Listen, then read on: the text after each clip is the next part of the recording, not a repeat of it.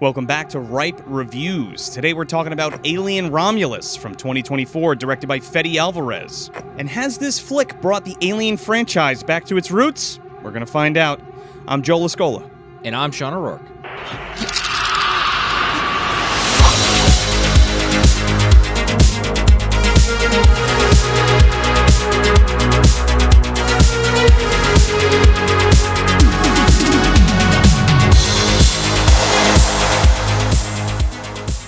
Well, we're back in space, and you can't hear us scream still? What you think? Right, there's no leprechaun exploding with the giant middle finger flying at us. He's floating up there. His parts are still floating with the alien queen somewhere, right? Well, right, Jason's giving the finger as he's coming down in flames. You know, he saw Terminator. He thought it was cool. Yeah, that was pretty sweet. Pinhead, the cubes floating up there somewhere. Right, the laminate configuration, yeah. In fact, I think it was Cube 2 or 3. They're actually, they go to space in one of those sequels talking about Cube, which is one I want to cover at some point, but that's not what we're here today to talk about. Today we're going to talk about, what is this, Alien 6? 7?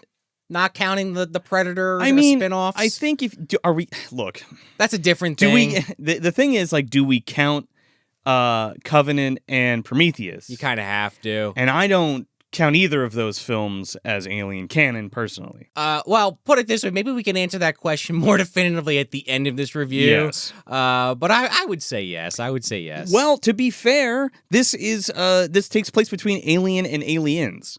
So right. in the lore, in the I was gonna try to make the timeline an MDU comparison, but it would just be the AU, I suppose, the ACU.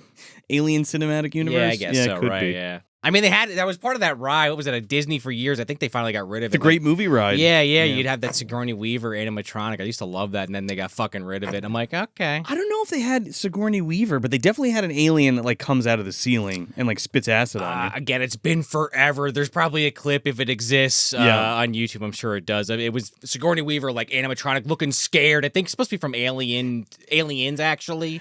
I'm not entirely sure, but I might have archive footage from a vacation from Universal Studios. Oh, you snuck the camera or MGM. Yeah, my old man did it. So if we got it, it's right here. Yeah. But anyway, side tangent on that. Yeah. So it takes place between Alien and Aliens. And I was kind of when this was announced, it was also announced that there's that FX series. What is that? I didn't hear about that. Alien Earth. It actually, as of this recording, it just got its first like teaser, which is just like a xenomorph head and the Earth itself. Okay, I saw that and I had no fucking clue what that was. I was like, is this a follow up to Covenant or something? But this is a TV show now? Well, it was gonna be a TV show, and then Fox got acquired by Disney, so that put the brakes on all that shit. And then it was like, okay, we're going to have a new Alien series, and then we're also going to have a new Alien movie. And we didn't know what it was called yet, or, who was directing it or whatever. They just announced it's called Alien Earth. I believe so. Or something to that effect. I haven't been following it super well, but I just saw a teaser trailer for it. I think Bloody Disgusting posted it, and it's called Alien: Earth. Well, especially with Romulus that we're about to talk about just coming out, and Disney, I know they have that big event every year where they announce 1,000 things that then 500 of those never come out. But I know that just happened. Was it D23 or whatever the fuck it's called? I think it's something like D3 or D23. Yeah. D3, the Mighty Ducks are back, yeah. Starring Kenan Thompson, of course, and Goldberg, who we interviewed. Yeah, this is also true. But yeah, so Alien. I don't know if we want to go deep into this because this is a ripe review. We try to truncate these a little. But before we kind of talk about the movie itself, I was just curious if you wanted to go into your history at all in this series, Joe, because I kind of do a little bit. No, absolutely. I was actually just going to ask you just like kind of, what is your history? Again, like you just asked me, what's our history with the series and like kind of what it means to us? Because I've done a couple episodes on Hack the Movies. I talked Aliens and Alien 3, the work print version, if I'm not mistaken. Okay, right, because there's multiple versions of 3 floating around. Well, there's only 2 different versions of 3. Oh, okay. And there's 2 different versions of the first one, too. There's the theatrical and then the director's cut. Really? Okay. Yeah. So if you want to hear my extended thoughts on those 3 films, go check it out over on Hack the Movies. Alien as a whole was a huge part of my life growing up. Franchise. A huge franchise. And I think the reason is because Kenner did those Aliens and Predator figures in the early 90s. And that's how I kind of got hooked on Aliens. Also, just because they're cool. I mean, like, Alien is such a cool monster. Predator is such a cool monster. And that's how I kind of fell in love with the franchise. You know what I mean? We'd watch, my old man would watch Aliens, like the second one, all the time when it came out on cable. And Predator 2. Those were the two big ones that were always on TV. In the Lascola house. In the Lascola house. Well, even on like, again, on cable or HBO or Showtime or whatever, you know, you'd have Aliens and Predator 2. Because Predator 2 like drops like 1991, right? Yeah, so they're playing around the same time. Yeah. That's true, yeah. And the Alien figures relied heavily on Aliens, the movie, because you get like the whole Colonial Marines, you get Bishop, you get Ripley, you get Apone, you get Hicks, Hudson. I don't think Hudson's in. I know Drake is, I think. I don't know. They're up on the wall over there. Anyway, and then we got all those wonderful xenomorph cross hybrid things, like the gorilla alien and the scorpion alien and the whatever and the king facehugger, blah, blah, blah. Which 3 kind of goes into a little bit with the dog or depending on the version. And even into Alien Resurrection. It's funny because I think I talked about this briefly on the Alien 3 episode I did with Tony. The original script for Alien 3 is a lot like Alien Resurrection. There's a lot of stuff from that. And Hicks is alive and Bishop is alive and all that kind of stuff. Really? And Newt is alive as well in the original Alien 3 script. The script, okay. But they talk about alien-human hybrids in that. Which is a big focus of Resurrection and honestly a lot of the sequels going forward. Yeah, we just can't seem to fucking get away from that. Yeah, like Prometheus kind of delves into all that. Like it kind of comes at it from a different angle with the black goo and all that shit, and the space jockeys, which they turn into the engineers, which we were talking off camera a little bit how we feel about that, which I think we both agree is kind of a downgrade from the space jockey that we were introduced to in that first Alien film, and the one we knew for most of our lifetimes, Joe, and now anyone going forward watching this series, especially if you do count like Prometheus and Alien Covenant, like that's just part of the lore now.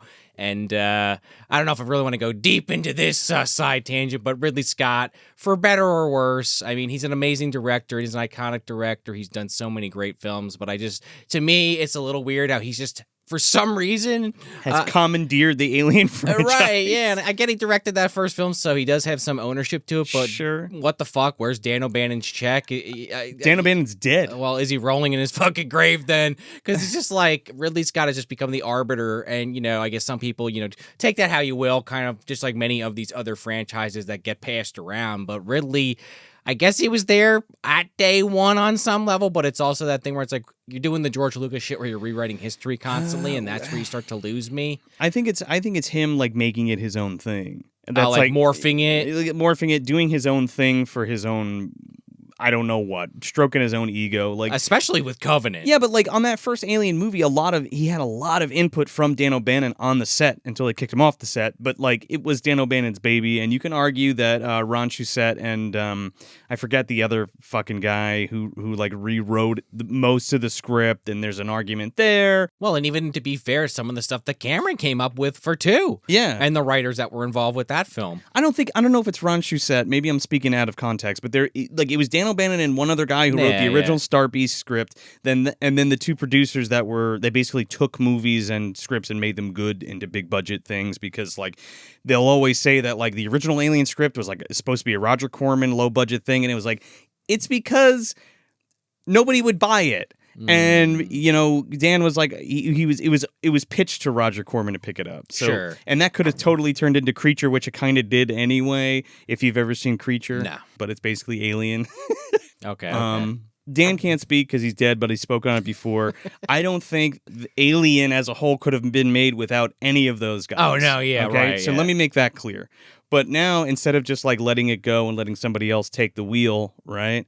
Because Neil Blomkamp was supposed to take the wheel with Alien 5. Oh god, that still kills me. We never got that version. And people say we don't want that version. And who are these people? There's a lot of people that are like, I don't want to see, you know, Sigourney Weaver turn into a fucking half alien thing. I'm like, well, you kind of already did. Anyway, if we got that movie 10 or 12 years ago when it was happening or possibly going to happen, like when District 9 dropped, right? Yeah. Well, right, that was even longer ago than that. But right when he was very hot, that would have been something else. But oh well. Just side note, Neil Blomkamp, and then we'll move on. But like, he's been like doing these like short films on the internet that have, to me at least, have just been like lost on there.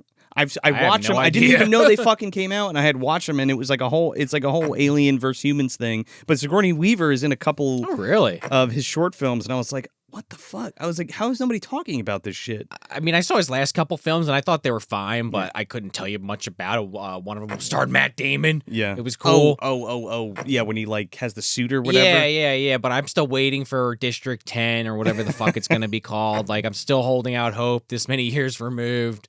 But like, just to comment on like my history with Alien briefly. Yeah, I'm sorry. We kind of got in the weeds No, there. you're good. You're good. I brought it up and then forgot about Yeah. it. But my dad introduced it to me. This was like one of those ones, kind of like Jaws, where he was like, when I hit a certain age, I guess he kind of got a feel for like what I was into and was like, all right, you're old enough for this one now, Sean. You want to see Alien? And I loved it at the time. Definitely scared the crap out of me. You want to talk about nightmares? Yeah, you think Freddy was scary? Well, different. I think I was younger when I saw Freddy, and I talked about that in the Nightmare 3 review. But this one, it was scary, but you know, maybe keeping the light on a day or two. But I was over this one quickly, and I loved it quite a bit. And then, I watched Aliens, and I think that was where I stopped. I might have seen 3 once, like many, many years ago. Could tell you 2 or 3 things about it, but beyond that, don't remember much. Rewatched for this review just to kind of refresh myself, and then I kind of did the gamut, watched all the movies just so I could be like, mostly because of things that happened in Romulus, just so I could be like, all right, I need context, like, and I'll explain why when we get into that shortly.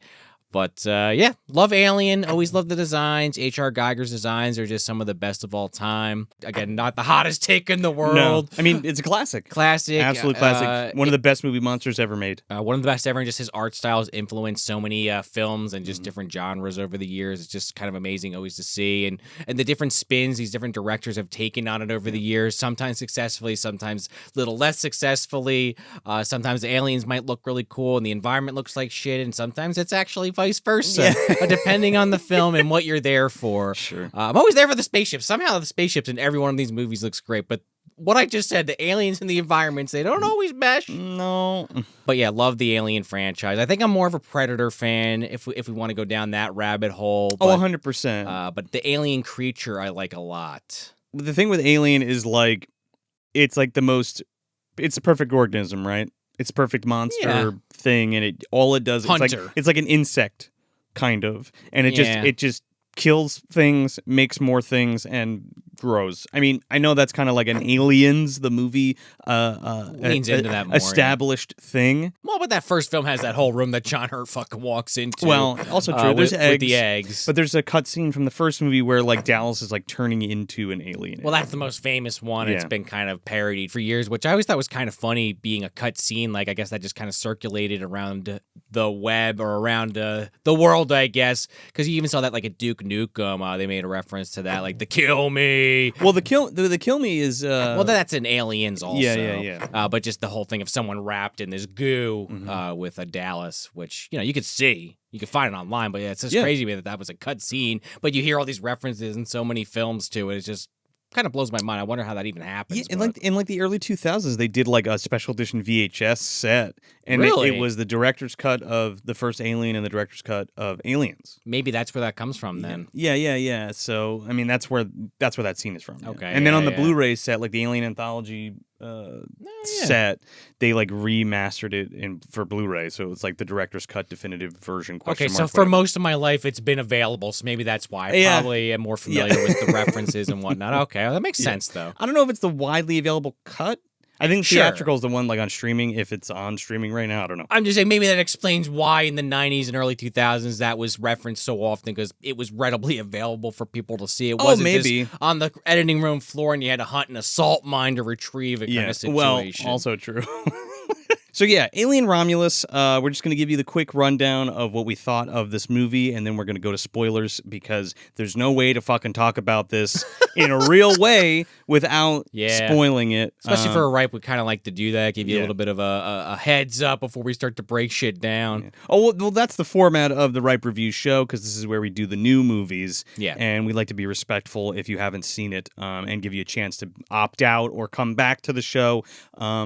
So anyway, with that being said, Alien Romulus. I was very excited for this. I don't like Fede Alvarez's Evil Dead, but I think he's a great director for Alien. Sure. the Alien franchise. So let me say that right up front. I don't think he's a bad director. I just don't think his style fits the Evil Dead the way that I personally wanted to, and I know that sounds selfish and stupid, but like it's just not for me. Sure. But his style and the way that he directs and the way that he directs his cinematographer is fucking awesome for an Alien movie. And it totally works. No, it and does. I think my favorite thing about this film is how much it feels like the original in terms of set design and lighting, little details. I love, I'm a huge fan, or we're a huge fan of like that.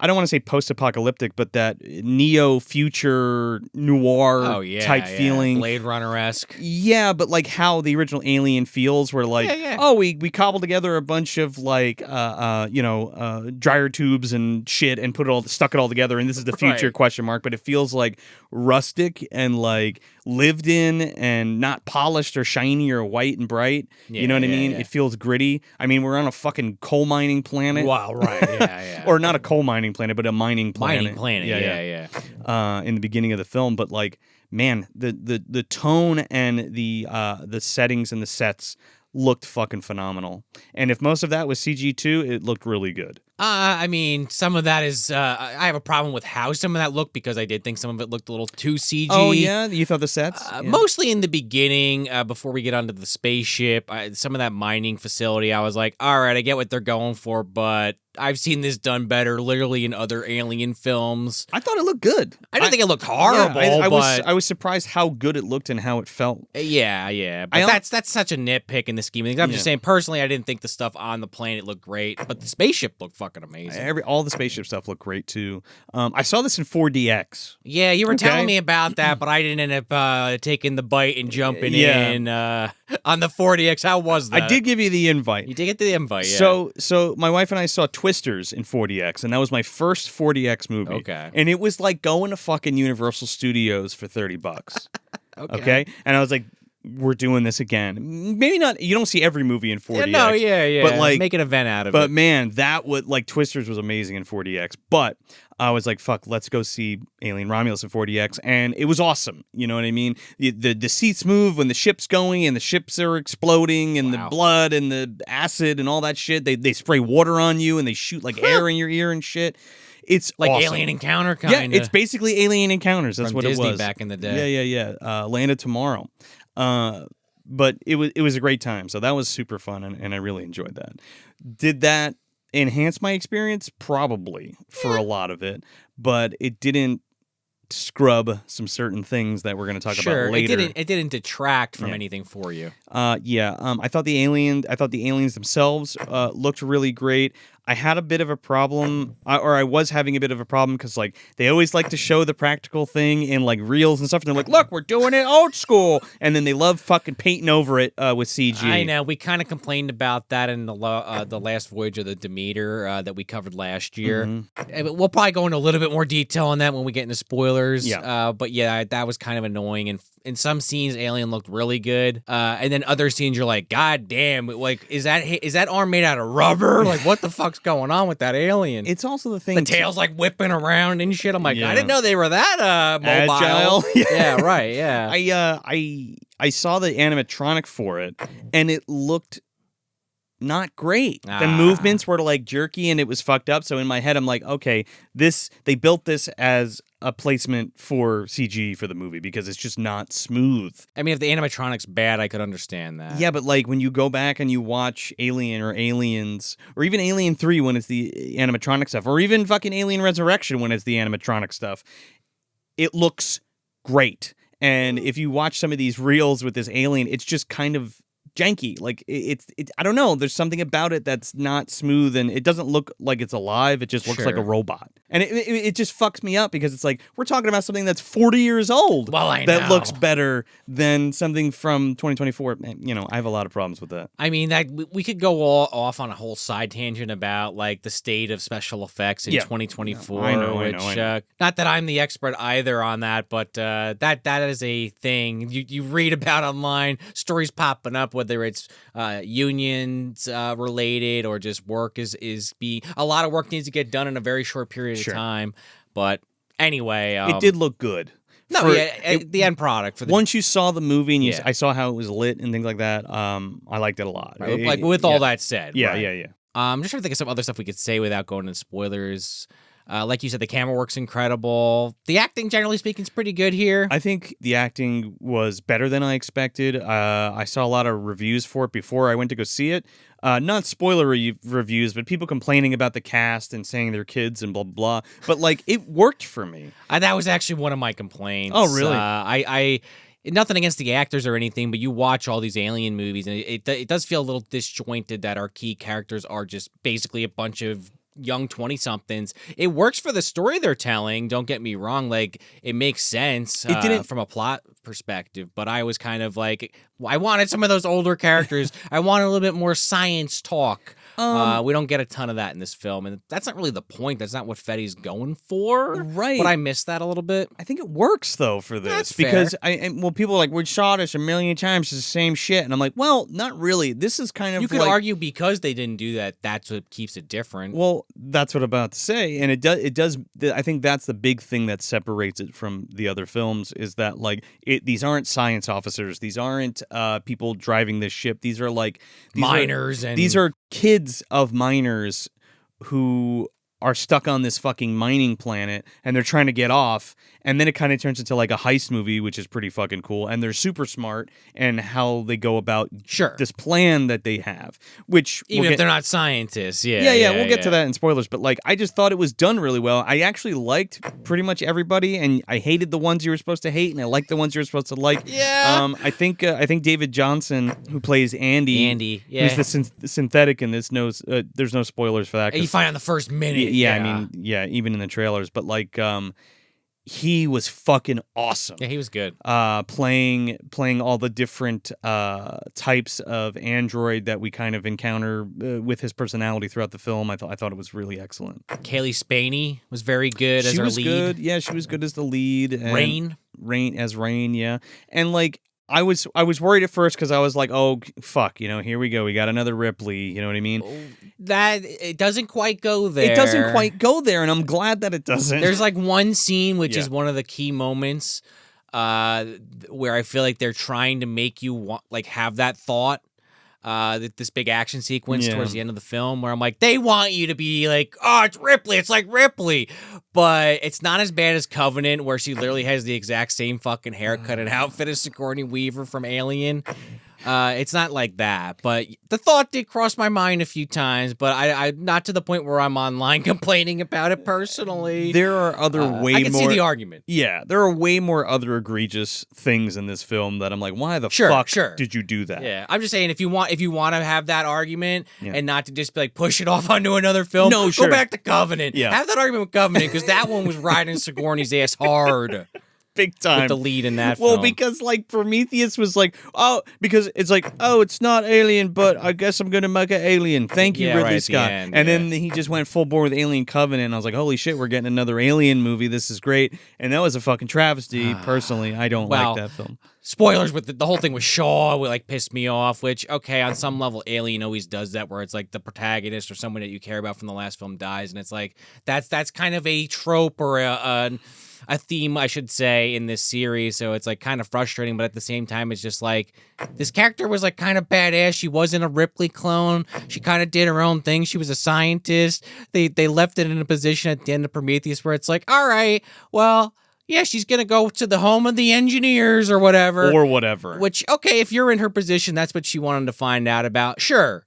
But then, like, she's off-screened and then, other things happen in Covenant due to David's bullshit. I think it's just bad writing. And, no, me too. It's Ridley Scott stroking himself. Stroking himself and trying to put these two things together and like wrap it up in a bow. And it's not for me. I don't consider it part of the canon. Ridley's like, I just love working with Michael Fassbender. How can I get him in here again? And he's great. Fassbender's great in those movies. I mean, I know we're not talking about those movies, but just an aside, he's great in that. There are great things about those movies. And again, Prometheus, I think, is a good film if it wasn't trying so fucking hard to tie itself to the alien. Yeah. But going back to Romulus, I can't really think of much else to say. I mean, we could sit here and talk about all the actors if we want, but I kind of want to get into spoilers. No, we can.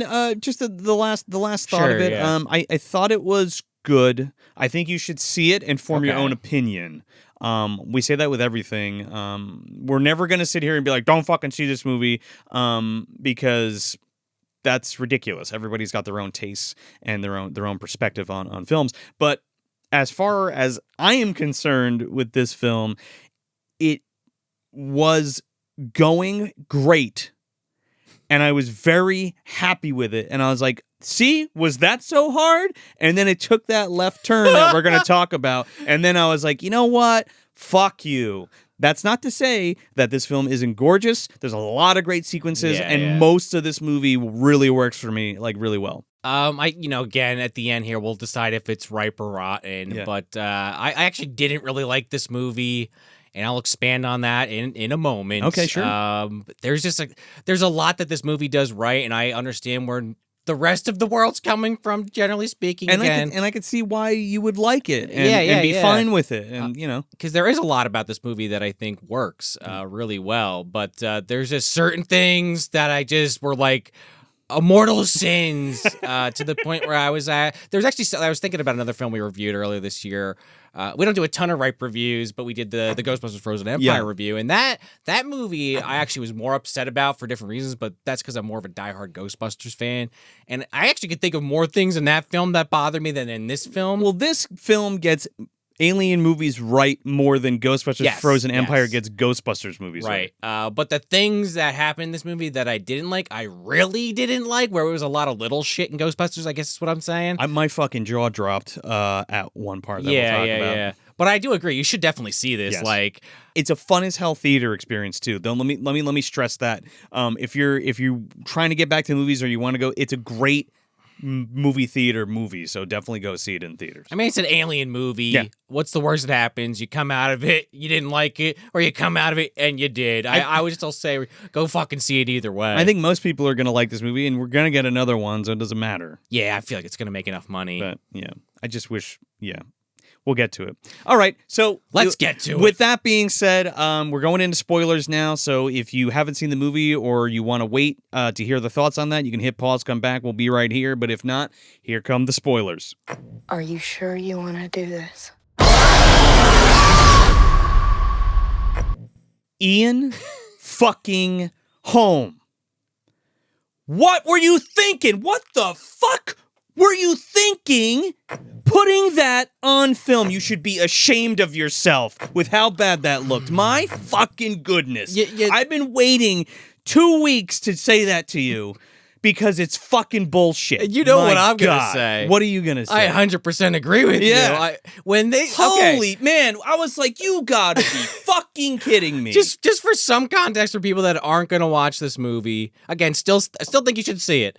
The androids in this series, Ian Holm was the one from the original. Yeah, he played Ash. He's Ash, but he's kind of undercover. No one knows he's an android. It's the big reveal towards the end of the film. And you go, oh shit, like when fucking Yaphet Kotto smashes his head off with a fucking fire extinguisher, right. And you're like, holy shit, and then he's a synthetic. Yeah, and he's still talking to you, and then aliens, it's like the first thing they just tell you, no, Bishop's a robot, and it's not a big secret. Sure, and there's a good turn in that where he's like, he's programmed to not be a piece of shit. Right, because some time has passed and they've upgraded them. Well. Or something. Which then Alien 3 throws out the fucking window. Because he's like, yeah, actually, I knew about that face hugger, by the way. I knew about it. I couldn't say anything. I put that in the ship, by the way. Which blows my mind that that's in there. I'm like, wow, you just killed this character's personality instantly, sequel. Thank you, David Fincher. He is a robot. Yeah. Anyway, Ian Holm comes back, but you see this fucking, android on the ground, because, the main characters, just to set it up, they come from their home planet. Yeah. The mining planet, and they get on this ship, and we'll probably explain that a little bit more in detail shortly. Quickly, they go. They need this girl because she has an android, Andy, and to get on this derelict Weyland-Yutani space station, this science facility, they have cryo sleep chambers, and they want to get from this planet to this sunny planet to work because there's no fucking sun ever hits this mining planet. Right, and they want to get the fuck out of there, get the cryo chambers, get get the Cairo gas, and move on and have a better life. And have a better life, basically. So it's a good plan to be like, look, we're going to take this shot. We're going to fly up to this fucking thing. We're going to steal the cryo chambers, and we're going to blast off to fucking this other planet. Yeah. But it takes like 9 light years or some shit to get there. 9 years to get there. 9 years, yeah. So they find this fucking Ian Holm robot in there. And at first, I see this robot on the ground there, and I'm like, all right, well, that could be Ian Holm or it could be Bishop. Because, like, I hadn't rewatched Alien 3 yet, so, like, I forgot about the timeline on that, about how, like, there's actually real-life Bishop, so he couldn't possibly have built the robot yet. In this timeline between 1 and 2, there's not enough time has passed yet. Well, that gets muddy because, and I think that's why they chose to make it take place between 1 and 2, because it's like Bishop was made in the image of the real Bishop Wayland, like from Weyland-Yutani. But, right. Yeah. But then it's also this thing where, like, Andy, which Android Andy, haha. I didn't even put that together till you mentioned that. Kind of stupid, but whatever. I wish it was just named something else, but whatever. Rook. Call him Rook, Joe. He's an older model than the Ian Holm version, but my whole thing is, like, when did we decide, when did Ridley Scott or Fede Alvarez decide that, well, there's only one model. It's Ian Holm or it's David Johnson. Those are the only models. It can't be literally anybody else because it's got to be a reference to something. Lance Henriksen didn't come out yet. Right, or he didn't agree to it, and Michael Fassbender wouldn't make sense. I always took it as, you know, like a Terminator thing where, like, there was, there was, like, different models of androids, but they came in female and male and different skin colors and ethnicities and things. Same. So that you can integrate them into the society so you don't have 5 fucking Ian Holmes walking around in the same place. Listen, I agree, but again, like, the whole thing in that first movie is how he's some secret, robot that's inserted. So I just feel like that one wouldn't be on the market. They wouldn't tell people about the Ian Holm robot. I totally agree with you, but I guess if this is a company ship, to be fair. But I guess if it's a secret ship, where they're doing experiments, bio-experiments, they don't really give a shit. They're like, let's just have 5 Ian Holmes running around. Also, just real quick before I keep complaining about Ian Holm being AI'd into this fucking film. Not even like deepfaked or like not even like actually done. Apparently it was CGI, but it looked like AI as fuck to me. Man, it looked like somebody ran that fucker through a face app. Are you kidding me? It looks so fucking bad. And you're going to see footage of it if we can find it, if I can find a rip, because it's terrible. It looks fucking horrible. But the whole reason why this ship goes down, actually, that was kind of clever, because it's just Butani being greedy and stupid once again. It's in the cold open of the film. Oh, man, let me tell you something. Okay, let's talk about that first. Sure, that was a part that I liked, right? And by the way, the reveal of Bishop or Rook, or not, but Jesus Christ, I'm getting my synthetics messed up. I said Rook earlier. The reveal of Ian Holm, who's android character is Rook in this film. Right. I was joking about calling him Rook. That was the joke. No. Sure. But like up until that point, I was on board. I was like, this is fucking great. And now, like even the ship crashing and everything. This is all the way. We don't get Ian Holm until like after the facehugger attack and all that shit. So like 40 minutes into the movie. So like I was in it to win it up until that point. So it opens. And you see like these scientists like in the ship, and it shows you the quadrant or the sector or whatever, like where the Nostromo was, or like where LV-426 is supposed to be. They even show Sigourney Weaver in the pod. Do they? Yeah, very, very briefly. Dude, I didn't. I doubt they even got her likeness. That was something. I totally missed that. And like they're trying to say that they picked her up too, but then her pod gets blasted off, and that's how she got lost for 50 years. Well, she gets ejected from the Romulus, and then it explodes later. We'll talk about it. But anyway, I didn't even notice that. I thought they were just keeping Sigourney Weaver out of it, which they should have. Don't give me that shit. I mean, it's such a cameo, and again, I don't know if it's even literally her. Actually Sigourney Weaver. I totally missed it. It's supposed to be Ripley. It's supposed to be her pod that they pick up. What I really liked and I thought was totally fine is when they came across the destruction of the Nostromo, the explosion, and it's like just floating in space like all the remnants. Like Frieza. It's pretty cool, after he gets killed by Goku. Dude, it's pretty great, and like I was totally down with that, and you're telling me that Wayland went there to recover the fucking alien that was blasted off the ship, the xenomorph, and they fucking find it in this meteorite, and I'm like, oh, there it is, fossilized fucking the xenomorph. It makes sense for the company to do something like that. You're 100% right. They would like it's a good way. Like it's a good way to do it because I was like, how are they going to get these fucking aliens on this ship? Like if you're going to find a way to insert it in the timeline and not like shoehorn it, like that was a good way to do that. And not go back to LV-426 to like get an egg or something. They kind of do a reverse Jason X. Yeah, kind of. Like they go to freeze his ass. I mean, they do after Cronenberg gets killed. Yeah. But like they break the alien out, and then it's just like, you know, they cut, and it's like the logo comes up, and it's like a passage of time. They might even actually say how much longer. It's really cool. But the point is, I was into it. Me too. But like the point being is, the next time you see the space station is when our hero characters go there, and it's this derelict, like Dead Space ass station. Yeah, now. I mean, it's been destroyed. It's like Aliens when they go to Hadley's Hope and everything is just fucked up. There's giant acid holes and everything, and you're like, well, we know what happened, you know? Right, as audience members. Yeah. Now here's the thing that kind of pissed me off. Now this is a ripe review. We're not going beat for beat on this, so we're just jumping all over the place. A little, yeah. One of the things that really bothered me was that they were like, yeah. Because we find out later from Rook, and he's like, we brought the alien on board. Turns out, when we cut him out, it wasn't dead. Right. And then we shot the fucking thing and killed it, and then it like ate through the hull and killed a bunch of people. Then I guess they took the alien and they bioengineered the alien and created like 4 almost when they cloned Sigourney just to get the alien out of her. It's kind of muddy, right? Where they're like, oh yeah, we took it because you could have just been like, yeah, we bioengineered this, but they never really say how they did it or what they're doing with it. But they also say, I keep saying they, like Ian Holm. I'm speaking as Ian Holm of Wayland, because they have this big fucking like dead xenomorph hung up like Jesus or something, like a Jesus statue. Like that was the one that attacked. It was chaos. It killed so many people. Which I think is funny because it's like the fucking warrior from the first movie, right? Which is cool. You know it would, especially a bunch of scientists that think they're gonna just they know what's up. Almost like kind of like a Doom situation, honestly.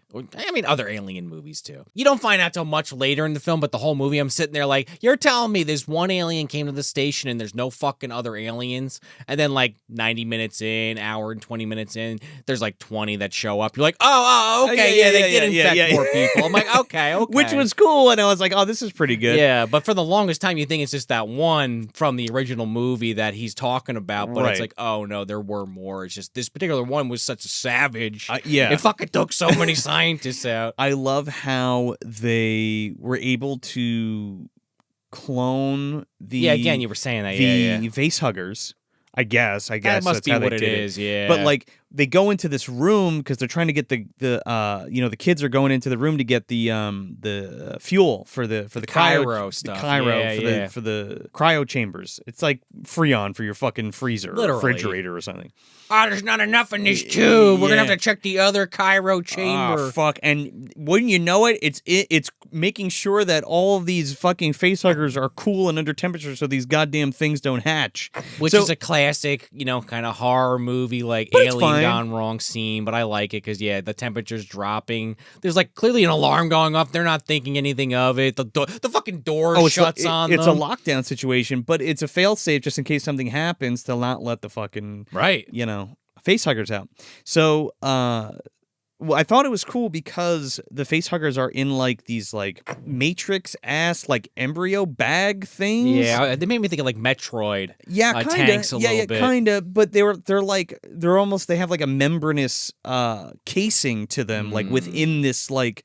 More Matrix like. You're correct on that. If that makes sense, it's like almost like a skin bag. It fits the biomechanical motif, the Geiger shit, which I thought was cool. It was designed really well. I thought it was neat. Flesh atrocities. Well, maybe not flesh atrocity. I don't know. There's probably an actual term for that, but I know what you're saying. Yeah.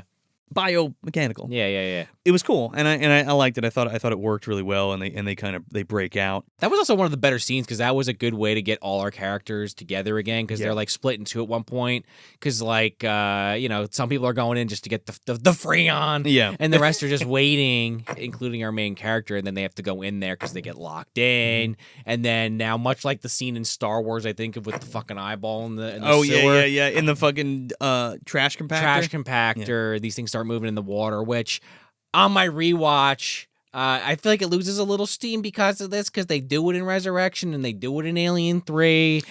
I'm like, all right, more water shit. It does always look cool with these things in the water. I understand why we're coming back to that concept. And I think AVP might even do it, honestly. But It's intense regardless. But especially how they do it in this one, I think. Well, the red lights going off, the red and lights, everything. and the camera under the water, and it's just Range trying to break the fucking window down with a fire extinguisher, I think. Yeah, and then they end up like shooting it or something, or they whack it with something, and that's how they break out. But anyway, it was very cool, and it's so cool to see all the face huggers run out and like chase after people, like that scene from the trailer. I was like, that is so fucking cool, man. They made the face huggers pretty intimidating. Yeah. I don't know how you feel about this. I just kind of wanted, since we're talking about the face huggers, there's a scene later. I was gonna just roll right in. Okay, where they there's like a chamber of them. This is literally out of a video game. Yeah. Where it's like, you know, a den of these things, 100 of them or 50 of them or what have you.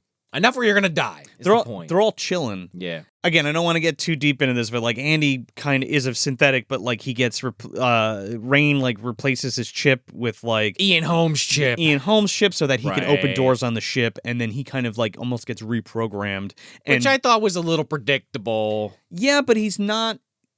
He's not like, pure evil. He's not a murderous robot. He's not just, David, no. He's like gives them a choice. Like, yo, we still got to bring you. We're still gonna give you to Wayland, and we gotta fucking preserve the alien species. But like, you don't have to die. So you have like that whole scene where they're like trying to get through the door and they're running, and the face huggers are chasing them, and at the last second, like the door shuts, and they go to Andy like, oh, we almost didn't make it, and he's like, no, I calculated from the last door we ran through, and it's like that weird shit where it's like, all right, he's getting corrupted. Yeah, he's not full David from Prometheus.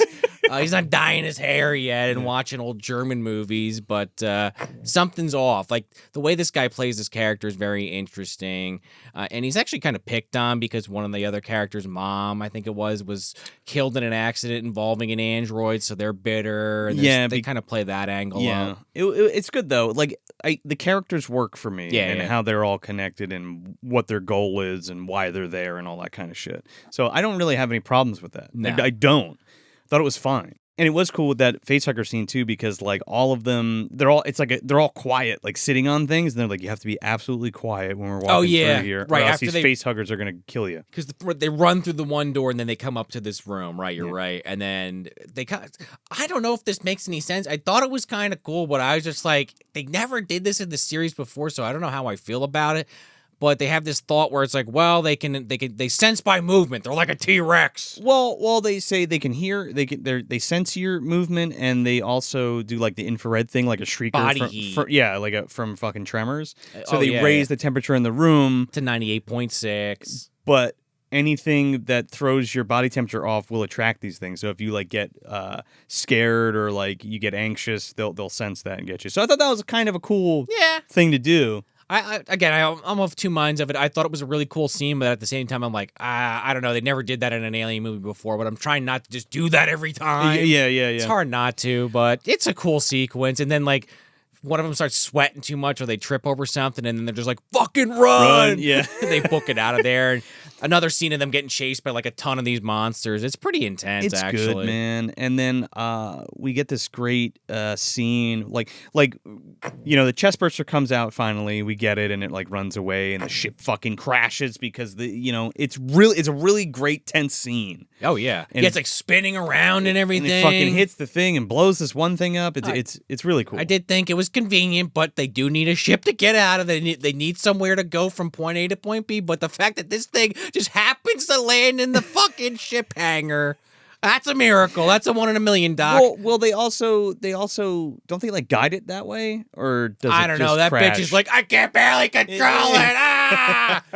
It worked for me. I thought it was cool. It's fine. There's like otherwise, what are they gonna do? Well, the ship blew up. I guess we'll just sit around and die for the next 3 hours. Yeah. Because that's the whole thing. They only have like 36 hours or something like that before they hit this fucking asteroid belt. Right, but then after the ship crashes, it hits like a battery area or some kind of power source, and now it's like, oh, actually now we only have like 8 hours or 4 hours or something because it changed the orbit of the fucking ship, which I thought was fine. That worked for me. Yeah, me too. And like the asteroid field, like just to put some more, just to paint you a bigger picture, it literally looks like a ring of satellites Saturn or some shit. Which is basically what that is. Of asteroids, of rocks and shit. And this thing is just very slowly teeing towards this. Yeah. They show you the face hugger, which is cool. Yeah. They show you the skin, like we've seen in all the other films, which is great. But there's a new thing that they do, and they show you the cocoon that it's in, because apparently it cocoons itself to become an adult, which I thought was kind of cool. In this version, right? Because the character Navarro, during all this big crash sequence, she gets like face hugged, and they do this thing again. It's another thing that I thought was interesting, but also like I have this problem with gestation time in this fucking movie. Yeah, it's really quick. And again, I didn't rewatch AVP or the sequel because I'm not counting those, but I feel like maybe that's an effect of those movies having the short, it's in me, 5 seconds, like the zombie problem in some movies. Because it's not the long game. No, but like in the first movie, they establish how long this takes. Yeah. In the second movie, they establish how long this takes. Yeah. The third movie, the whole fucking movie, the 2 or 3 days that Sigourney Weaver's there is like, oh, fuck, this thing was inside me.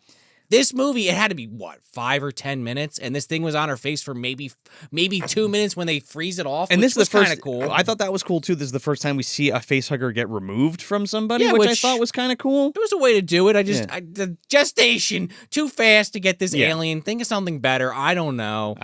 But that's what causes the ship to crash, because she starts convulsing, and this other character, Kaya, whose baby, by the way, is her cousin's, who's this dope head character in the film.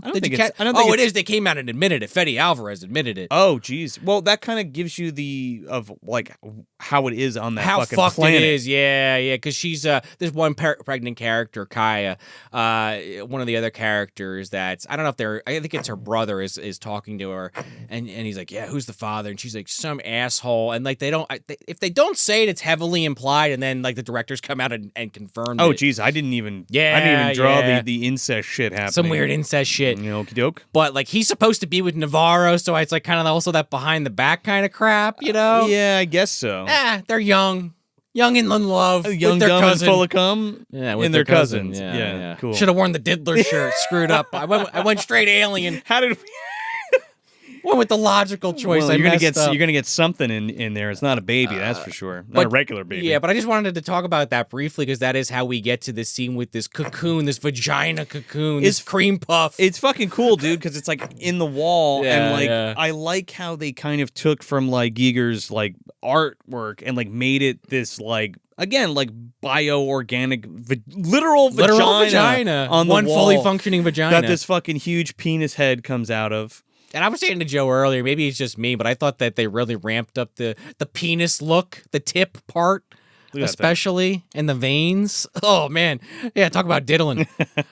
Especially when it's coming out of the vagina, it's like woohoo. Well, if you look at that original design from the first movie, and even Giger's paintings, that's what it's supposed to be. Also, it's heavily sexual, I would also want to talk about this concept because I was thinking this while I was watching this film, and this is the first kill in the film. One, it is a great kill, but two, it was one that really made me start to think about this, and maybe I am overthinking this, but this is the first Alien film that I felt like started to go in the territory of almost slasher film. Well, that's kind of what I wanted to bring up too, because especially with the cast of characters, the younger cast, they're younger, they're teenagers, they're not really scientists or warrior or Marines or anything. They're just kids, and that's exactly what it feels like. It feels like a slasher movie. Okay. In terms of like, so it's not just me. That's good to hear. No, like in terms of how they get picked off and things like that. But like, especially we have that stoner character, and I'm like, I thought that was kind of funny, but at the same time, I'm like, I don't like that this isn't an Alien film. Like, yeah, it's funny that he's taking the hit when they're doing the drop, and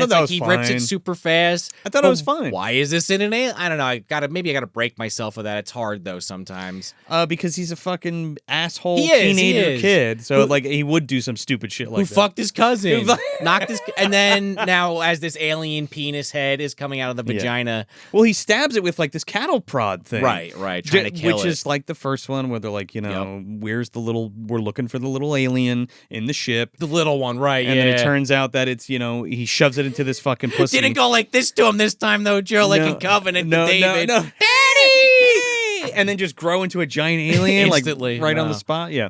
So he stabs this big pussy on the wall, and Kruger pussy. Yeah, right. Yeah. But it starts bleeding acid, and he like falls, and it gets all over him. And it's pretty great. This is a really cool thing because it's like slow drip acid. Oh yeah. And it's like getting on his arm, and then like a little on his head, and a little on his cheek, and it's just like spreading, and this guy's like fucking just disintegrating into a puddle of shit. As they've established in all these other films, like once this stuff gets on you, it doesn't just stop. It just keeps going. It's molecular acid. Yeah, so he's dead as fuck. But it's a cool reveal of this alien coming out of the cocoon that it's in and going after Kay, actually. I keep saying Kaya. Oh, no, you're good. Navarra's dead. She's fucking dead on the floor. She doesn't last long. It's cool. And she's the pilot, of course. Yeah, this is a great like chase scene, and like Kay like runs through this door and opens it, and you're expecting an alien to be there, but she like falls down this hole onto this floor. And she's pregnant, so you're like, oh fuck. Yeah, it's great. It's really good.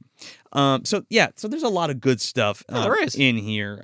But yeah, the other big problem I have with this movie is the end. Yeah, let's talk about like one or two more things before we get there. I just want to mention, but the end, I do want to focus on that. Yeah. So we get down to like our last 2 or 3 characters. We have Tyler, which is basically like Rain's love interest. They're not like they never quite get there. There's like I forget if they actually kiss or not. They used to date or some shit. Exes then or something like that. And the robot friend.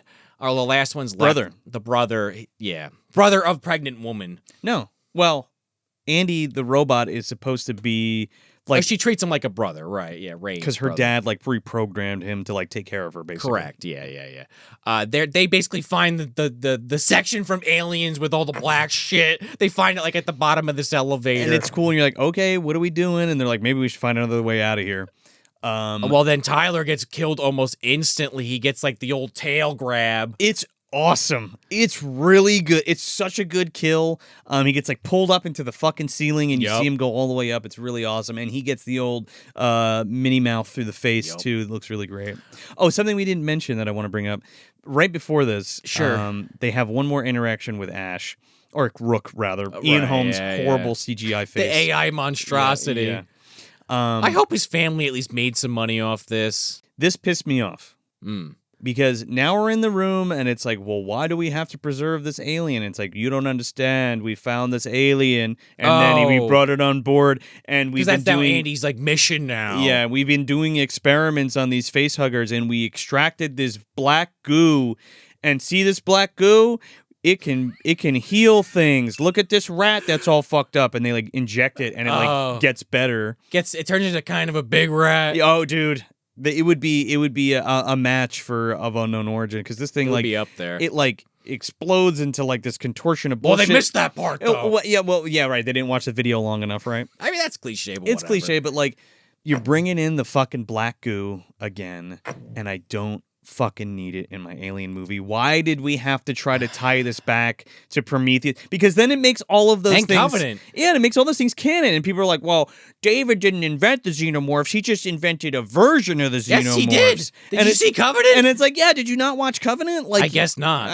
Well, that's their argument. The thing is, there's hieroglyphics on the wall in Prometheus of xenomorphs. Right. So the whole contention there. Now, I don't think this is how Ridley Scott wanted to do it or how he figured it, but like, the whole thing is like the xenomorphs were a thing already, and David just happened to figure out how to engineer those. So, like the engineers engineering humans, David engineers a version of the xenomorph. So it's only limited to the ones that he has in his lab on that fucking planet.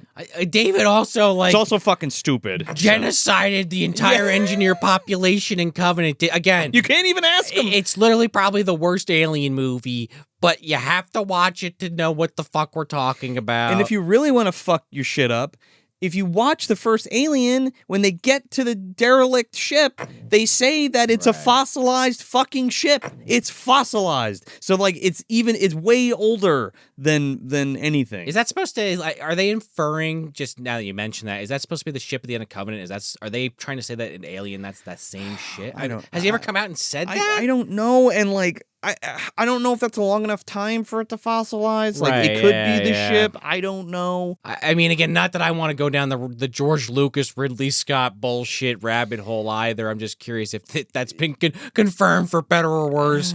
Again, how many times has Daniel Bain's rolled so much in his fucking grave in the last 20 years? He's rolled out of the damn thing. It's just become this thing that's like it's trying to be too smart for its own good. It's too complicated. Like, it's easy, just perfect organism. It's a mystery. Where does it come from? I don't know. I want it for bioweapons. Let's just leave it at that. And we try to, life finds a way, Sean. Kind of thing. That's all you need. What the fuck's Jurassic Park? Alien with dinosaurs. Yeah, you know what I mean? But then we also have to make all these callbacks here because then, like, she leaves Andy because he starts malfunctioning, but then she feels bad and she's gonna go back for him, and it's kind of like when Sigourney goes back for Newton too, but like not as well done. And then she like resets him, but it's also another case of the movie not being consistent. Whereas like in other scenes when he's reset, it's like, well, it takes like a minute or two to reset, and there's like this tension, which is cool. The face hugger scene, because of that. That is a great one though. But then in this scene, like again, like they're just kind of trying to wrap it up here because they still have like 40 minutes of movie left, and they have like 2 or 3 more plot points they're trying to get in. Yeah. But like she fixes them almost instantly, which I was like, all right, that's stupid, but fine. And this leads to maybe the most memorable part of the movie for me. At least that I enjoyed. But also the scene where I think they really want you to be like, it's Ripley. She's like Ripley. Well, it is cool. They get a gun from that laboratory. Yes. Of that part I was just talking about. And since the beginning, since they got on the ship, there's been this anti-gravity thing where it turns on and off. That was kind of cool. Yeah, momentarily, which it works, This hazard they got to deal with occasionally, yeah. So it's this whole scene where they're in the alien hive part of the ship, and she has the gun, and they're like, how do we get out of it? Oh, I know. I'm going to turn off the gravity. So all the xenomorphs are now floating. And then she shoots the living shit out of them, which is cool. It's a cool scene, and I don't mind that. Like, it's fun. Yeah. I just think that is the one they want you to start making those connections. Like, she's a hero! And then the acid blood is, like, floating all over the place. Well, that's what made the scene is then she's, like, kind of floating through it. Like, in space. Well, she is in space. Well, because, like, if the acid hits the floor, it's going to eat through the hull. But when the gravity turns off, that doesn't happen. Exactly. Or I guess it does. It does when it comes back on, but she's got to get the fuck through it and out of there. She's got to get up the hole or the tunnel, the elevator. Elevator, which then that's another kind of cool scene with the elevator where they have a kind of a battle with the one that is kind of trailing them for most of the movie. And they also, there's a bunch of scenes where they kind of show how smart the alien is, which I appreciated. Which is cool. Kay was taken by an alien and like cocooned up, getting ready to fucking get a face hugger on her. They find her, cut her out, and they end up saving her. Right. But she gets They have the black goo. Yeah, well, she gets like stabbed or something or shot or something, and they have the black goo, and he's like, "Look, this will fix her. Stick her with it." And they're like, "No, but we don't know. We don't know what it'll do because we didn't watch the video. Because we didn't watch the fucking mouse video all the way through." But yeah, Ian Holmes like, you got to use the goo. Just use the goo on her. Well, she's dying in the ship, and he's like coming through like a little TV, and like he's like, bait and spider. Yeah, and he's like, yeah, everything's gonna be fine. Just fucking stick yourself with that goo, and you'll be good. I kept thinking of fucking Leprechaun 4 with him on that little monitor. Every time that fucking Ian Holmes popped up, I was like, there's Mitten Spider again. There's Mitten Spider. Also, Mitten Spider, I'm pretty sure was in Alien Covenant. You think or so? Alien 3, excuse me, that bald guy, the fucking warden or whatever that gets killed. No, he's like standing, he's like, yeah, well, we gotta stop this alien somehow. Oh! No, that's the guy from American Werewolf in London. In the pub. Oh, okay. All right. Well, you put a different puzzle piece together for and me. Company of Wolves, too. All right. Oh, yeah, he's in that. Yeah. Obviously, David Warner, he punches him in the face. But I thought that was one of the coolest scenes in the movie anyway, was that in the elevator sequence. It was cool, and the elevator sequence is cool. It is tense.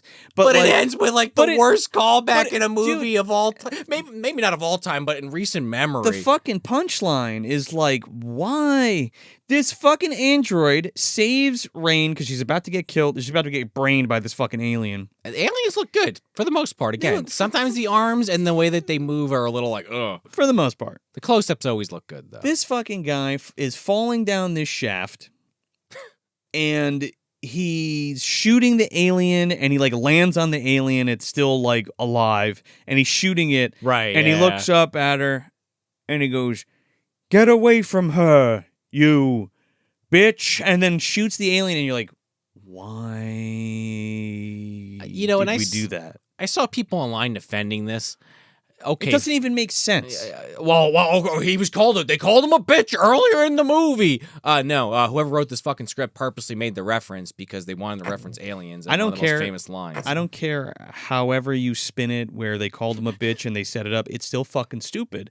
Don't do that. Please don't do that. You didn't need it. They did it with Ash too, or they did it with Rook at the end. At the end of this movie, they say he says the same exact thing that Ash says in the first Alien movie. When he's about to get blown up. Yeah, right? it's something like, you have my deepest sympathies or whatever, but fuck you anyway. He doesn't say fuck you anyway. The line though, yeah. And then, like, more or less, that's essentially the movie starts wrapping up. They get back to the ship. And you think it's all good. Oh, but in the interim, Chick stabs herself, gives herself a fucking black goo injection because she's, like, dying, and Ash coerces her into, or Rook coerces her into doing it. Prometheus #5, because Rook explains it. God, this is what you. Wayland Watani was trying to make all those years when he was in that old man makeup in Prometheus. Remember that? And he got killed instantly. And it's like, look, we can save people, but what they're trying to do is create an ultimate bioweapon, and it's like, this never works out well. You can't control a xenomorph, and you're definitely not going to control whatever the fuck this is. They're just future Umbrella with more money. Yeah. I somehow they synthesized the black goo from them. I'm still like, it's just like, that's just a thing that I didn't need in this movie. Was that the sequel to Covenant we never got that was going to explain this Romulus and Remus station? I don't know. I mean, not that I need the backstory on this per se, but I was wondering about that as I'm watching it when they start connecting all those dots towards the end where you're like, all right, so if you're going to connect them, let's just totally draw the fucking line with the marker. Oh my God. How did we get here? And it's, but it's just like, do I have to study fucking Covenant to really like, oh, well, that map in the background actually tells you exactly what they're talking about? Well, you don't necessarily need to see those movies for this to make sense. Like, it's for fine. it to be like, oh yeah, well, she got injected by the goo that was extracted from aliens, and then like when we get the thing, it obviously looks like the engineers. Later, we're going to talk about that in one second. But right, if you're watching the movie, you're just like, oh, it's just like a hybrid weird thing. No, sure. No, 100%. And if you never saw those other movies, you wouldn't think anything of it. Just leave it alone. I don't fucking get your fucking engineer and black goo shit the fuck out of this franchise. Keep it separate. Again, what did I say earlier? Why did this just morph into Ridley Scott's fucking madness? Because I feel like... Because, it's Ridley Scott. We can't go against a legendary director. I feel like Fede Alvarez was like, hey, we're going to put the Prometheus and Covenant shit in there. See, I love your movies. Can I direct an alien movie? And then Ridley's like, did you go see Napoleon? Did you see my latest movie? Yeah, no. Sure did. You're an asshole. Are you going to go see Gladiator 2 when it comes out? I mean, I'm not personally, but I know a lot of people that are excited for it. It looks all right. But I'm just saying Ridley is a very vocal director. Yeah, sure. He lets people know how he feels. Yeah, well, I'm a very vocal reviewer, and I let him know how I feel, too. He'll call us dumb Americans. Am I a famous director with a bunch of fuck you money working for the mouse? No. Ruining the legacy of Alien? No. Yeah. But do I have all the answers? No.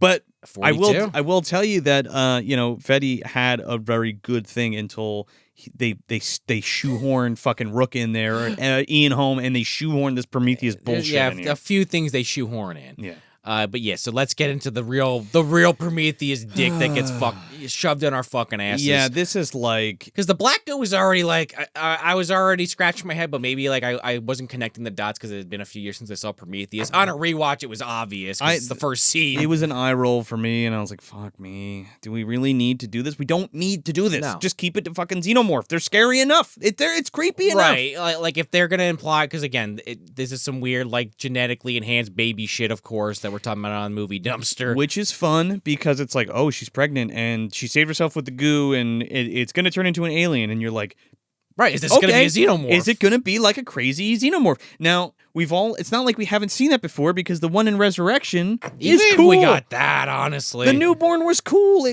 I like the tongue. Newborn. I think the design is... Lick a tongue. I think the design is cool. The problem I have is that we rip it off wholesale.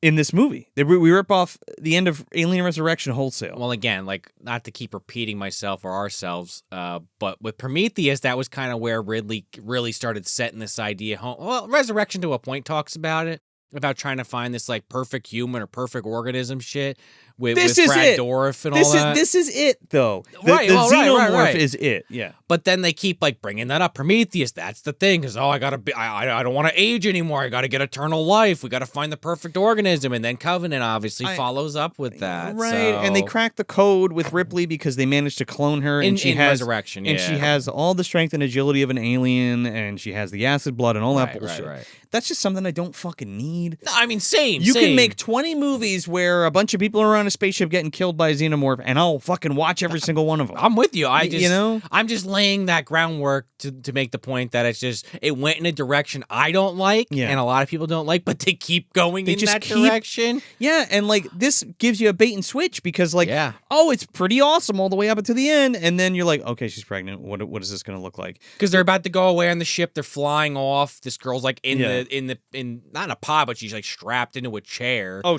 they are ready to. Andy's hooked up. They're leaving the Romulus ship. The fucking Romulus ship explodes. It blows up. Hits the asteroid field. Yeah, and it's cool. It's cool. It's a really cool action sequence. Okay, I'm ready. We're all good. I saved you. I saved the baby. I saved myself. Andy's all good. Let's put ourselves into cryo sleep, and here we go. So they put her in, and she puts herself in. And right before she goes to like get in and close up, there's like a warning from the cryo sleep chamber that Kay is in, and it comes out. Oh yeah, she is in the chamber. You're right. And it's just like full of blood, and she's like birthing this fucking thing. This blob of shit, and you're like, oh boy, what's coming out of here? It burns through the thing and like goes into the bow of the ship, I guess, where there's a bunch of dirt that was mined, whatever the fuck they're mining. They're excess shit, which is resistant, I guess, to the fucking xenomorph blood. Yeah, that's true. It's like cat litter to clean up oil spills. You know, you just grab some of that shit and clean up the molecular rats. Right? Yeah. So she goes down there to check this fucking thing out, and it's a baby. It's the suckling in that fucking thing at first. It's like crying, and you're like, what the fuck? Oh, yeah, and it's echoing off like this metal ship. Yeah. And apparently this creature was played by a real person. You can look them up. They kind of actually look like it without the makeup, weirdly enough. Almost exactly. But they don't have a vagina. But I feel like they put him... the monster. I feel like they put him in makeup. Well, so did the one from Resurrection had a vagina, too. They love doing that. The little... Geiger would have liked it this way. The little labia. But the guy, yes, he looks like he looks like basically the monster, like his body shape and stuff. But I feel like they just put makeup on him, scanned him, and then made him all CG. Oh god, yeah, because this thing is basically like an engineer alien. It's an engineer alien, which doesn't even really make sense. This is what David was really working towards. I mean, now that we finally got Romulus, we could finish the David story and see what he was doing with all those pods. Let's go by Prometheus and Covenant logic. It wouldn't. That's what I'm saying. You have to. I'm saying though, it wouldn't look like an engineer. No, it would look like an alien. Because at the end of Prometheus, we get that kind of weird looking one that pops out of the neomorph or whatever. Yeah.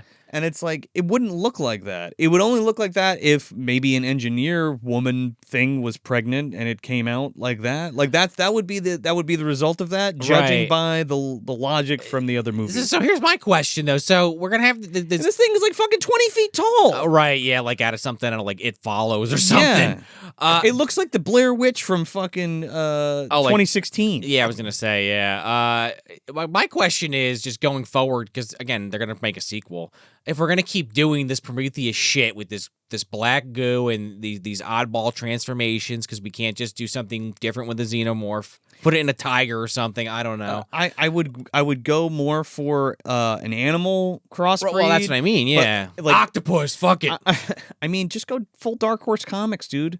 That's what I kind of wanted out of this. I was like, is this what we're going to do? We're going to do a Dark Horse comic book live action, which would have been fine with me. There's so many stories that you can tell that you don't have to really fuck with the main beast.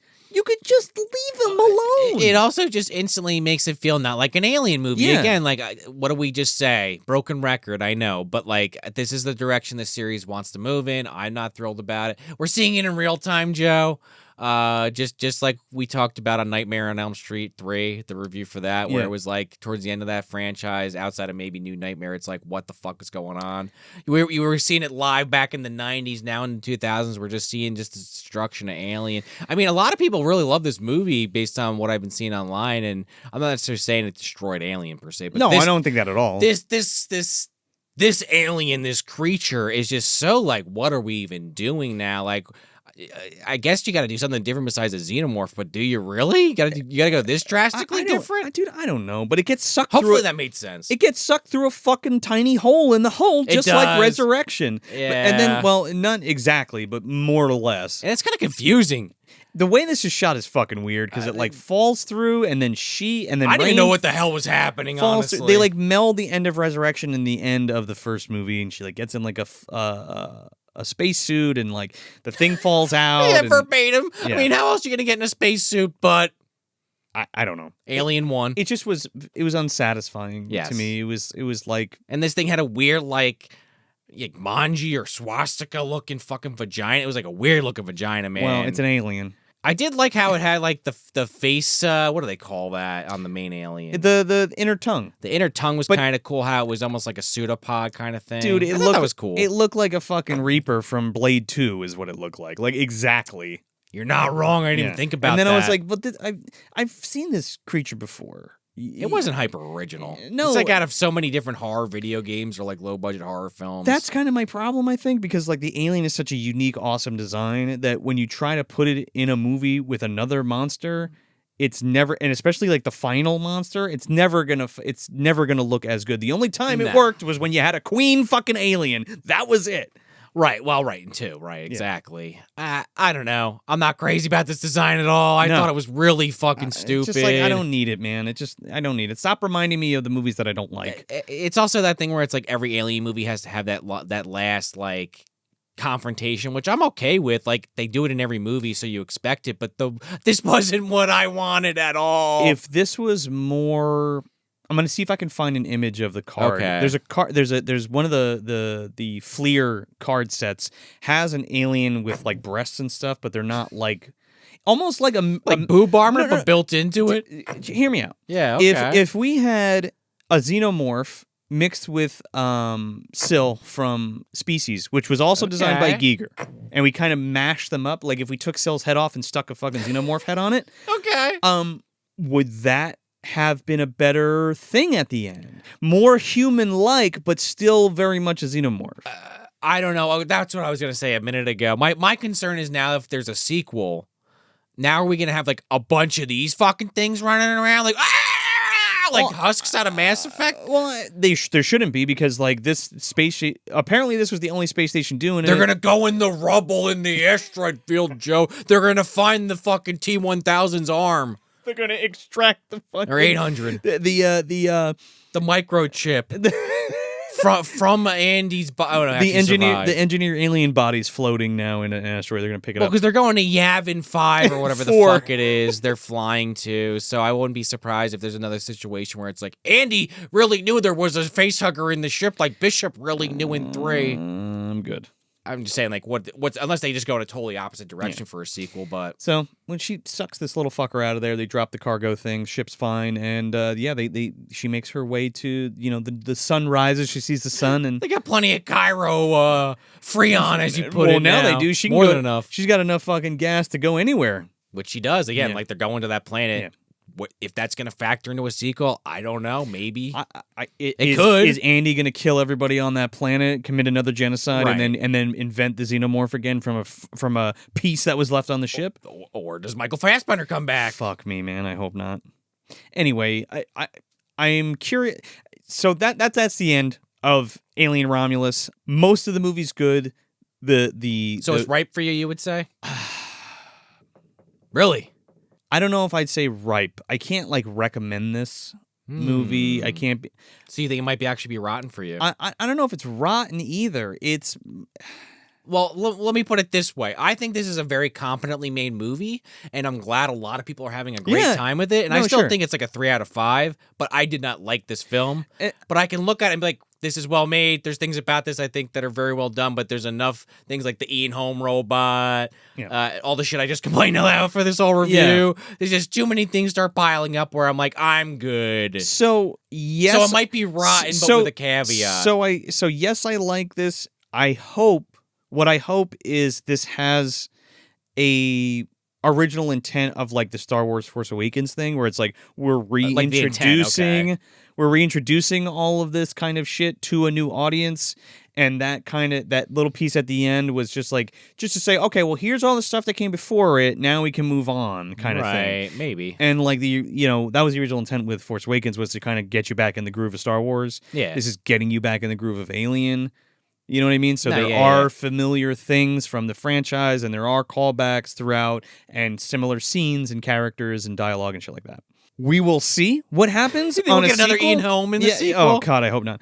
We'll see what happens on the sequel. I like the idea that it's perpetuating the franchise and where we get more Alien content, and hopefully they'll finally crack it next time. Get an Isolation 2, maybe.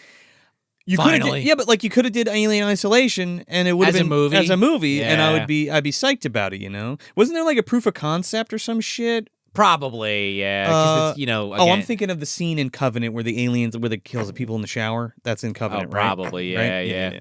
Like I thought, if that was more in tune with what we got for this, because like I'm totally fine with creepy haunted space station monster beasties hiding in the air ducts and Dead Space, baby, and pick them off, group of teenagers. Like that's what I thought it was, and I was like, I'm fine with all of this. This is fine. Well, that's what I was starting to say a little bit earlier, like how it's kind of like almost like I wouldn't call this a slasher by any stretch, but there are definitely those moments, like the stoner guy. There's no sex scene, but there's definitely a makeout session in the shower at one point. Or was that Covenant? That was Covenant. Oh God, that was horrible. By the way, okay, that was one of the worst you want to scenes talk in about an Alien movie out ever. of place? Like that's what that was. But like that might have been the start of where they decided to come up with some of these more slasher ideas peppered into these franchises. Well, even when you think about don't like that when you shit, think man. about the original, it's kind of that haunted house. It's movie super with straight. like a monster. No, of course. Yeah. But I'm not saying. But a slasher doesn't have to be corny or stupid or cheesy. No, but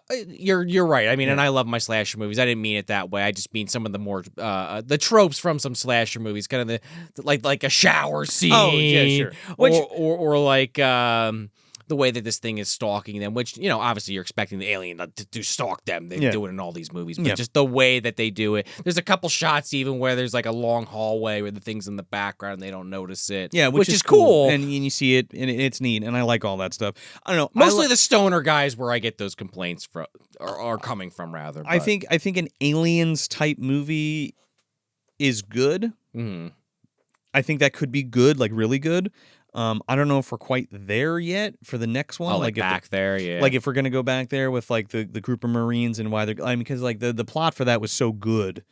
I don't know. Oh, the original Aliens. Yeah, it would have to be completely unrelated to any of this shit. And I think that's like I said about the Predator movies, I think Alien works the best. I mean, you can have them tangentially connected, but I think Alien and Predator work the best when they're not directly connected to each other. Yeah, I agree. I don't need like we're putting this movie in the middle of Alien and Aliens, and is that just to get the aesthetic? Like why not just keep the aesthetic and tell a new story? You know what I mean? And that's kind of what I thought we were getting. Well, that's what we thought we were getting with Covenant, and then it just wasn't that at all. So maybe they felt like they had to like doubly deliver on that for this one. The studio, I mean. I think it was just a different. I think they had different plans for those movies, like the Prometheus and Covenant movies, and then they were kind of like they wrote themselves into a corner kind of thing. You know what I mean? A little bit, yeah. I hope it does well because I want to see more Alien content. Yeah. I'm not saying this movie's bad. Like I said, 75% of this movie is really fucking good. There are some great action set pieces. There's some really good tension scenes. There's some really good horror scenes. There's some great alien stuff. I love the set design and the costume choices and all of the setting, that neo-futuristic kind of like, where it still feels like we're grabbing pipes and laundry tubes and sticking it and gluing them to shit and painting it. We have real sets. Yeah. It feels really good, and it feels very, very in universe.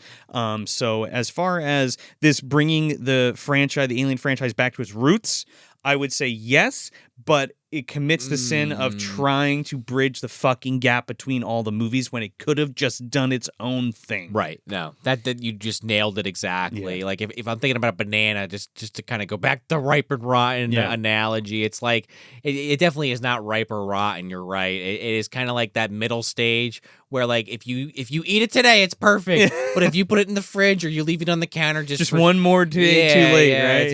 It went to shit. Or you take a bite, it looks fine, and then halfway through that banana, everything's like brown in the middle, and it's like, oh god, just throw it in the trash. It's like so soft. And it's just like little pieces in there ruin the whole fucking banana for me. Or you bit into like a rotten spot, right? Right, yeah, I guess that's what I'm trying to say. You bit into the worm in the apple. Oops. Just to kind of go back to something I said earlier, but like with like Frozen Empire, Ghostbusters Frozen Empire, I have zero desire to revisit that until the next one comes out. This I actually might pick up on even though I didn't like it. I maybe not pick it up. Maybe I'm getting a little bit ahead of myself by saying that. I'm definitely gonna rewatch it. I'm definitely gonna rewatch this again. Again, there's a lot to like about it. It's just there's a couple things. I think I'm pissed off because the bitch line, especially. Why do we need to make that call back? There's just a couple things that are keeping me from loving it, and that's what pissed me off. Because I was like, I'm loving this. This is great. I can't. You're vibing. I was so excited. I was like, I can't wait to talk about this. And then that happened, and I was like, again, the Ian Holm shit is a fucking travesty. I don't know why studios keep doing this shit. I don't know how that was allowed to be in the movie. And when you're Afterlife's the only one that figured it out. If you're gonna do it, just don't have them fucking speak and make it brief. Yeah, like they didn't have to do that. They could have just made it a different robot. What would have been interesting is if they had Andy on the ship. It was an Andy robot and not an Ian Holm robot. They wanted the callback. I know, Fetty but like, wanted his callback. I know, but you just couldn't help yourself. And it's like, I don't know. Those two things, again, don't ruin the whole movie for me, but like they keep me from really loving it. And I think that makes me more upset. No, yeah. I mean, like to your point, before we kind of wrap this up, it's like, because I've just heard people saying like, oh, why are you getting so upset? You know, like it ruined the whole fucking movie. And it's like, it didn't ruin the whole movie, but it kept me from loving it, and that bothers me. Yeah, and especially when you're seeing like, you know, anyone can have any opinion they want, obviously. No, sure, but of course. You do see, these are ours. Yeah, no, I'm just to kind of bounce off what you said. A lot of hyperbolic, like this is the best one since Aliens, and it's like, well, okay, that's your opinion, obviously, but like I would make an argument for Alien 3, and like that's the actual cut is a little boring in my opinion. I don't even really like it that much, but like, yeah, it doesn't compare to Aliens, but it's a solid flick. It's also a different kind of movie. And when you're coming off of Aliens and you go back to the formula but when you go back to the formula of the first movie, it's going to seem like a boring slog because you had all this action and all this excitement and all these characters and all these one-liners and all this bullshit, not bullshit, but like all this other stuff to beef it up. When you go back to the slower, more methodical, more cerebral, haunted house movie, for a lack of a better term, it's just a different ride. And 3, I think, is great. The assembly cut, especially, I gotta watch of that movie. I love the setting of 3. I love the prison, the grittiness of 3. The story is good. I think it's a perfect send off for Ripley, even though it's not the one. If you're gonna do it, the other one. If you're gonna do it, like that's the way to do it, in my opinion. And I don't mind the because Resurrection had some ideas, and it's been parodied to death now. But I just feel like on a rewatch, that movie's just not very good. No, Winona Ryder's horrible in that. I mean, that is like your bullshitty comic booky kind of movie, a little bit, but not done in a great way. Does that make sense? Yeah. Yeah. Like AVPR. Well, that's another drop the ball. And like Fetty's already talking about going right to an Alien vs. Predator movie. Oh, is he really? And it's like, okay, so like, why are we going down these fucking weird side rabbit? He wants to get together with Dan Trachtenberg, who did Prey, and he wants to like co-write an Alien vs. Predator movie with him. And I'm like, if you're gonna do a fucking Alien vs. Predator movie and you try to push that motherfucking Predator from Prey on us, I'm gonna be pissed. Oh yeah, you didn't like that. I forgot. He looked like shit. But like also like, why are we taking him off of the fucking Predator shit? Go make that samurai one that I read is potentially happening. Go do that. Don't worry about this Predator versus Alien horse shit. It's not horse shit. It could be good if they follow like even remotely some of the comic book stuff. Even one of the novels, for Christ's sake. I'm just saying. Yeah, even one of the novels, but like I don't need Prey 2.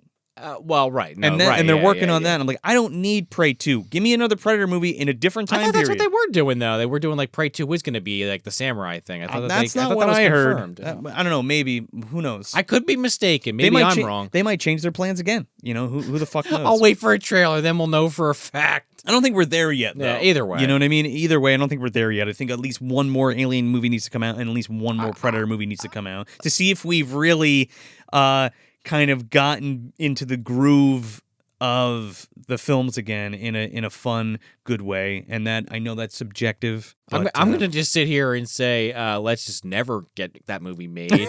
I'm good with 2 bad films, one mediocre, one really bad.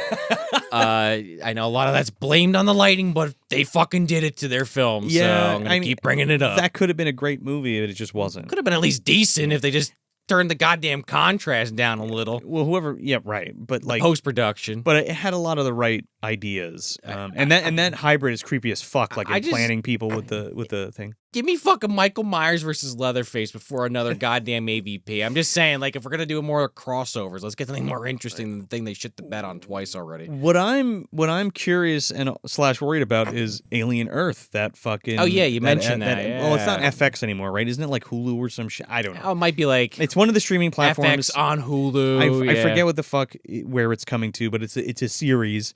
So I'm curious to see what they do with it. And like it's Earth, so it's aliens on Earth, and apparently it takes place before the Alien movies. So I'm like, how? I don't know.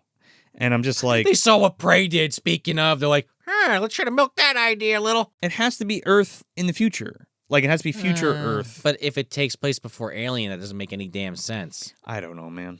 They'll make it make sense somehow. We'll see what happens. There's a lab. There's a Bhutani lab that only 2 people knew about. We'll see what happens. But Paul Reiser and Rook, they're the only ones that knew about it.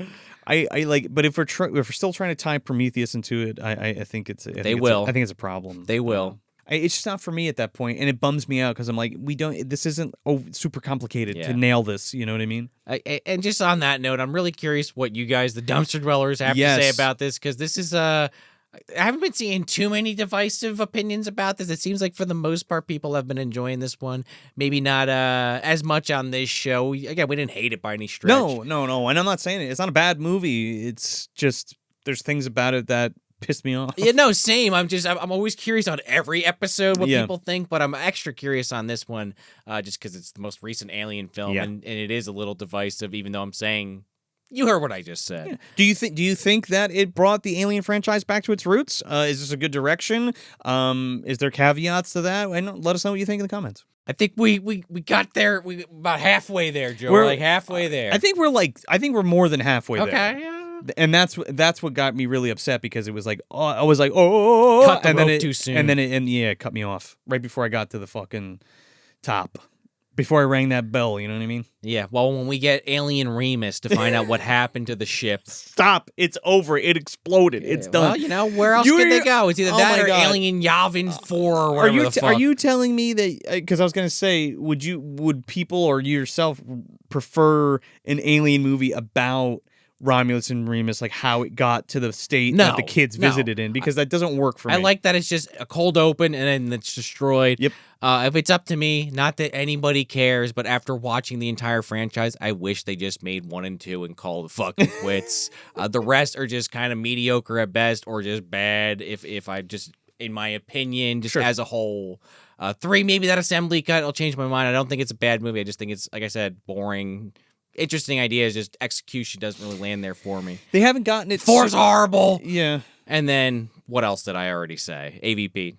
Not wasting my time. They haven't got it super right since the second one or even the first one. Even Predator, same damn problem if we're going to keep bringing them both up. Predator 2 is so good, though. That's right. Well, Aliens is so good. I just, some of these films, I mean, more power to them. I love to always kind of go back to these franchises. Don't get me wrong. Even like a Jurassic Park every once in a while. Like, even if it's not what it initially was trying to be, much like this film maybe is. In my opinion, I think, again, what did I just say? It's almost there. It's not quite what that first film was trying to be, but it's getting there. And where am I going with all this? It's just, I guess I like seeing these films as they come out. Yeah, I mean, like Planet of the Apes. I want to be excited for Alien movies going forward and Predator movies going forward. I don't want to live in a world where these films are coming out and I'm instantly jaded, like acting like, oh, this is going to be bad. Like, I try to be pretty optimistic about these films, and it's a shame when it doesn't land for me. I was excited about Romulus, and again, mostly good. Mostly good. Yeah. It seems like I liked it less, but I would agree. Mostly good. Definitely check it out. But if those major things we listed are also deal breakers for you, well, don't be surprised. Definitely see it, though, for sure. Yeah. Form your own opinion. Oh, and I forgot to mention one thing. I'm wearing this fucking awesome Alf shirt. Ah, yeah. Alien life form. For this episode. But a huge thanks to Logan from Video Villa Podcast for making this for me. I have Alf wearing a Movie Dumpster shirt on my t-shirt, and I love it. Now you just got to get him some of that soup Or the special. We were talking about that earlier, that John Hurt's eating. Oh, in I'm changing mine. Spaceballs. I'm changing mine to the soup, dude. I'm gonna take a chance on the special. I'm kind of lucky. I feel like I can make it up. Oh God! Oh God! Oh no, that's my shirt. Oh, just my careful, shirt. easy there. So there's an alien coming out of the shirt for audio listeners. And with that, I want to leave you with the thought of somebody injecting the black goo into Alf, Gordon Shumway himself, and what would come out of that. He'd be going Ultra Instinct like Goku. He'd turn white. His fucking eyes would roll back, man. He'd be like Shaggy, like those memes. That's what I think, at least. I think that would make Alf the ultimate organism. Yeah. He'd have a vagina. He'd grow one. Who says he doesn't? Well, now the hair would part. You'd actually be able to see it like the alien in this film. Yeah, I just want to say one more thing. Like, one of the coolest thing to come out of this movie was The these popcorn buckets. and we got one from Regal, the one from Regal, which is really cool. This other one was from Regal. The stasis chamber with the fucking face hugger is cool. But the first one I got was from Cinemark. Was this one? It's got a little handle on the head, so you can. It's almost like an alien shield, like alien skull shield. But one more thing I just wanted to say. We have one of these to give away over on Instagram. We have the Cinemark Alien Popcorn Bucket. So go check out our Instagram right now. While right after this episode drops, we're going to post it. So yeah, see if you can win it. Instagram.com/movie dumpster, or however that works. At Movie Dumpster. Movie Dumpster, yeah. So yeah, sit with those thoughts. Let us know, again, like we said, let us know what you think in the comments. If you're watching on YouTube, do us a favor, hit like, subscribe. Please share the video if you dug it. If you're listening on your favorite podcast app, do us a favor, leave that 5-star review. If you can, please, really helps the show. And if you're enjoying Ripe Reviews, the mainline Movie Dumpster stuff, the Talks from the Dark Side, all of that's under the same umbrella. So if you're watching any of those shows, definitely that's a great way to help us. So that would really be great if you could do that. But until next time, this is Joe Lascola. And I'm Sean O'Rourke. And this is the last transmission from the USS MDU.